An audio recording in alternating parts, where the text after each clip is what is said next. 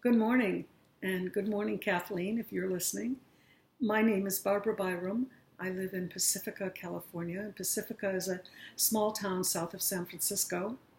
I am 67 years old, and I consider myself to be in my final trimester of life. I've been facilitating conscious aging workshops for about a year in the Bay Area, and I have 3 workshop series coming up in January, February, and in April, and I'm especially excited about the April one because it's at the Mercy Center in Burlingame. And Mercy Center, as you know, is a center for spiritual learning. I wanted to share with you some of my experiences with this workshop and also just a few of my ideas around some of the topics which are so important and so crucial for anyone who is aging, which includes just about all of us. The other day I was getting on BART train with my sister, and the train was packed. I was worried because I did not want to stand up the whole time. And opposite the entrance is this long bench that is reserved for the blind, the pregnant, and the old. And I said to my sister, "Oh, I would love to sit down, but I'm afraid I don't look old enough." And so then when I approached the bench, a young man stood up and he said, "Would you like my seat?" I thought, who, me? Do I look old? How did that happen?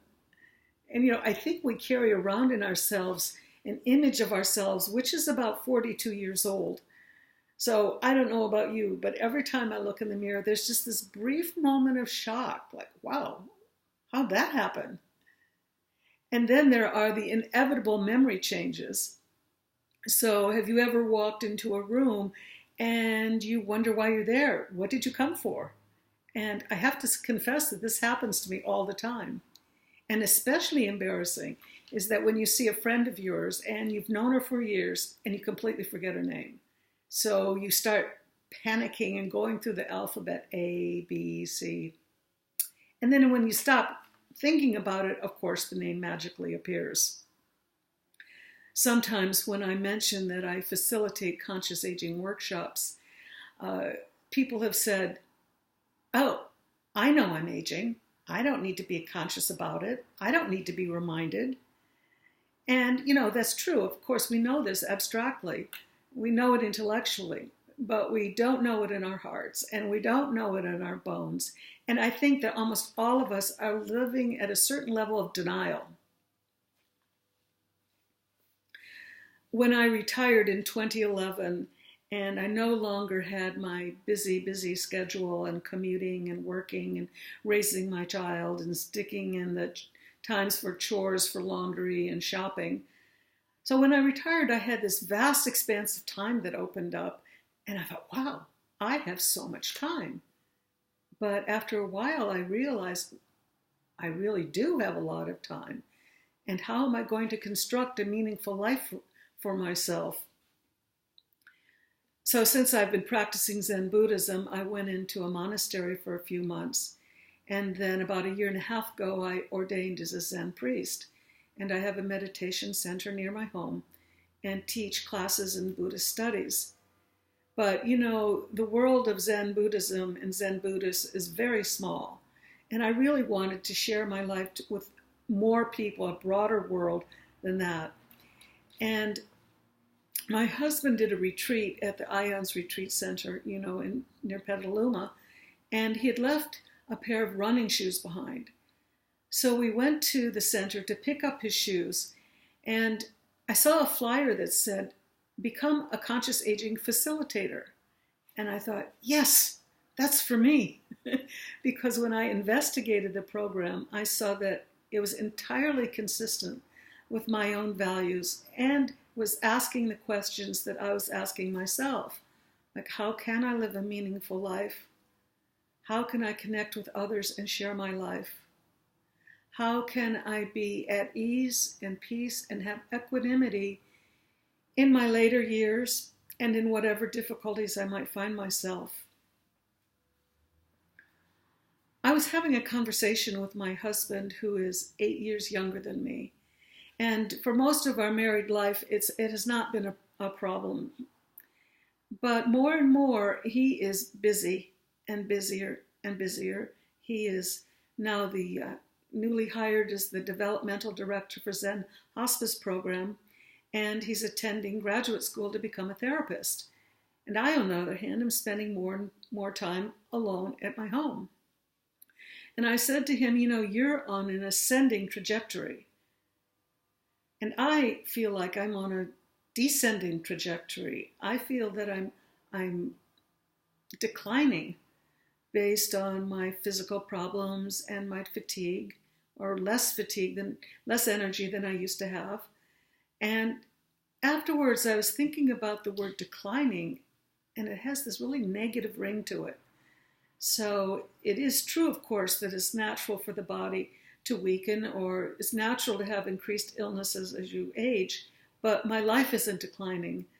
My spirit is not declining. In fact, I think my spirit is actually ascending. It's becoming greater and greater in terms of love and sharing my life. So we carry around these negative messages about aging, and many of them we get, of course, from our culture and media, our youth-obsessed culture. And you've probably heard the expression, young at heart. She's young at heart. And what that's saying is, well, she's really old, but she's really young because she's got a young heart. So the usual stereotypes is that youth is beautiful, it's strong, infinite opportunities, you can be romantic. And conversely, the ideas of old age is your life is basically over at 60, you're irrelevant, you will be disabled, and you will become invisible.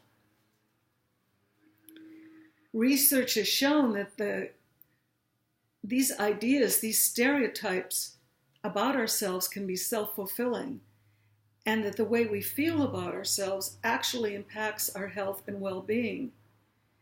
And the interesting thing is that research has shown that using markers such as friendliness, happiness, gratitude, forgiveness actually increases with older age. So we are carrying around these negative images of ourselves. You may be familiar with the inner critic who's constantly negatively evaluating, for me, everything I say and everything I do. But we don't have positive self-talk, reassuring ourselves. And I think the compassion is a big topic these days, but very little is said about self-compassion. And it turns out that only if you have self-compassion, as you know, can you have compassion for others. I often think about the fact that if I can't be kind to my own perceived imperfections, I can't be kind to others for theirs. And it's more likely than not that I will continue to have a tendency to be angry or to carry resentment or ill will. And this baggage that we're carrying of resentment and ill will needs to be given up as we get older. And therefore the practice of forgiveness is really important. And this session on forgiveness is one of the more popular ones of the sessions that I've given. And people think, well, there's this message we get, you should forgive. But we can't be told to forgive. We can't force ourselves to forgive. We have to kindly and slowly over time cultivate a practice of forgiveness. So these resentments and anger and grudges and ill will, we've been carrying this baggage for decades and decades. And ironically enough, for people who have long passed away. Forgiveness in this session draws a lot upon the work of Dr. Luskin in his book, Consciousness and Healing. And it lists kind of a stepwise process that you can do to begin this cultivation of forgiveness. And one of the first things, for example, is that you don't need to condone or accept the behavior of someone who has hurt you. So letting go of resentment, letting go of grudges, is part of a practice of letting go and surrender in general.